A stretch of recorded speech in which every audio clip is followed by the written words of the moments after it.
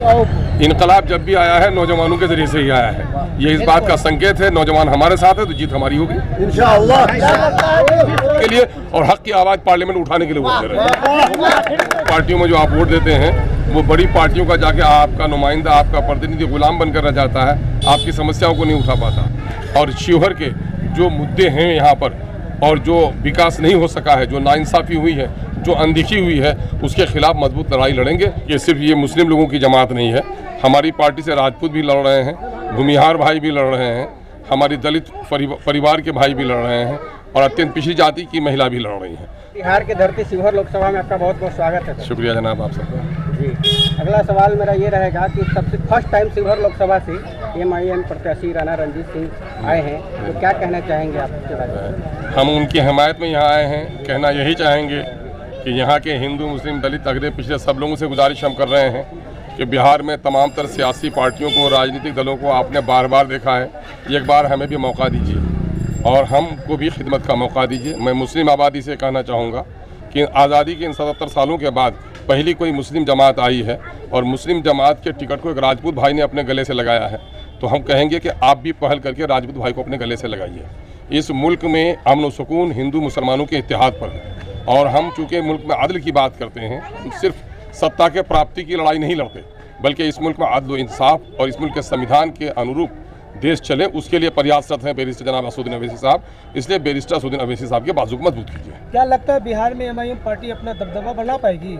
सवाल ये पैदा होता है कि अगर इतिहास पर जिन लोगों की नज़र हो तो मैं समझता हूँ कि बड़े अल्प अवधि में सिर्फ पिछले 10 सालों के दरमियान में MIM सीमांचल से निकलकर 5 लोगों को बल्कि 6 लोगों को जिताकर असेंबली में पहुँचाई भी है और पूरे बिहार में आज उनके नेता पहचाने जा रहे हैं, उनकी लड़ाई हो रही है पूरे बिहार के लिए और पूरे बिहार में तकरीबन 8 जगहों पर आज MP का इलेक्शन लड़ा जा रहा है। और आपको सुनकर यह खुशी होगी कि सिर्फ ये मुस्लिम लोगों की जमात नहीं है, हमारी पार्टी से राजपूत भी लड़ रहे हैं, भूमिहार भाई भी लड़ रहे हैं, हमारी दलित परिवार के भाई भी लड़ रहे हैं और अत्यंत पिछड़ी जाति की महिला भी लड़ रही हैं। तो हम लोगों ने कभी जात पात पर वो नहीं किया, हम लोगों ने हमेशा समाजी समरसता की बात की है और सब लोगों को लेकर चलने का एक मिजाज है, उस पर हम लोग काम कर रहे हैं। अभी आप बिहार के शिवहर लोकसभा जो हॉट सीट बना हुआ है, इसमें आप आए हैं, घूमे हैं, लोगों से मिले हैं, किस तरह का पब्लिक का यहाँ मूवमेंट देखने के लिए मिला है? हमको तो देख रहे हैं, नौजवानों से मिले, बूढ़ों से मिले, सब कोई बोलता है अपनी माटी, अपना बेटा, अपना वोट।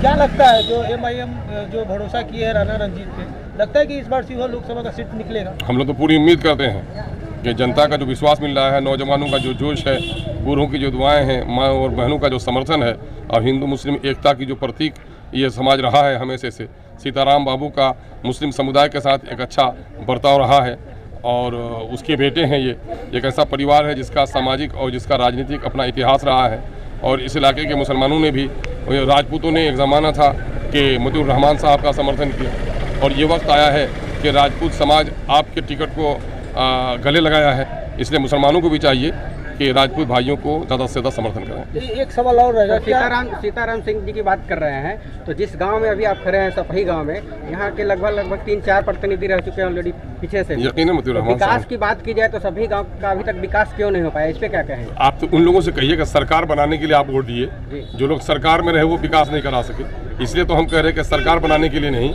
अपने हक की लड़ाई के लिए वोट दीजिए, है ना। तो हम अपने हक की लड़ाई के लिए ताकि आपके मुद्दे लड़ें और इन बड़ी पार्टियों में जो आप वोट देते हैं वो बड़ी पार्टियों का जाके आपका नुमाइंदा, आपका प्रतिनिधि गुलाम बनकर रह जाता है, आपकी समस्याओं को नहीं उठा पाता और MIM गुलामी नहीं करती है, अपने समस्याओं को आवाज़ के साथ लड़ाई लड़ती है।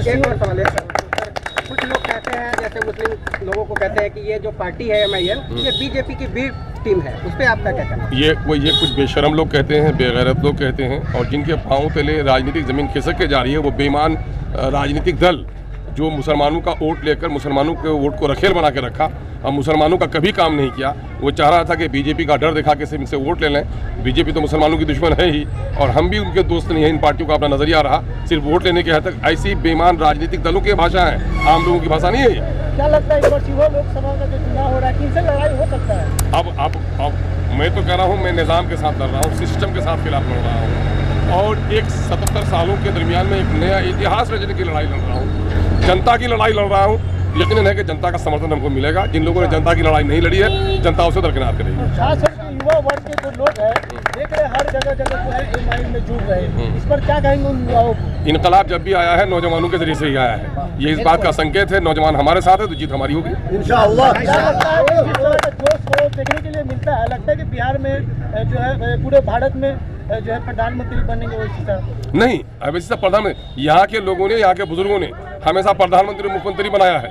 अब कहा कि प्रधानमंत्री मुख्यमंत्री तो हम बनाए, मेरे वोट से अगर प्रधानमंत्री बन सकता है और मेरे वोट से अगर प्रधानमंत्री तक से उतर सकता है, तो मेरे वोट में ये भी ताकत है कि मेरे वोट के जरिए से अपने इलाके की तकदीर भी बदल सकती है, अपने नस्लों की तस्वीर भी बदल सकती है। अब की बार हम प्रधानमंत्री बनाने के वोट नहीं दे रहे हैं, अपने स्थानीय समुदाय समस्याओं को समाधान करने के लिए और हक की आवाज़ पार्लियामेंट में उठाने के लिए वोट दे रहे हैं। क्या कुछ कहेंगे? बस हम यही कहेंगे हिंदू मुस्लिम सारे भाइयों से कि सबको देखा है बार बार आपने, एक बार हमें मौका दीजिए। हम इस मुल्क में अमन व अमान चाहते हैं, संविधान के अनुसार इस मुल्क में गंगा जमनी तहजीब को स्थापित करना चाहते हैं और शिवहर के जो मुद्दे हैं यहाँ पर और जो विकास नहीं हो सका है, जो नाइंसाफ़ी हुई है, जो अनदेखी हुई है, उसके खिलाफ मजबूत लड़ाई लड़ेंगे। इसलिए आपकी बार हमारा साथ दीजिए। जिंदाबाद। बहुत बहुत धन्यवाद।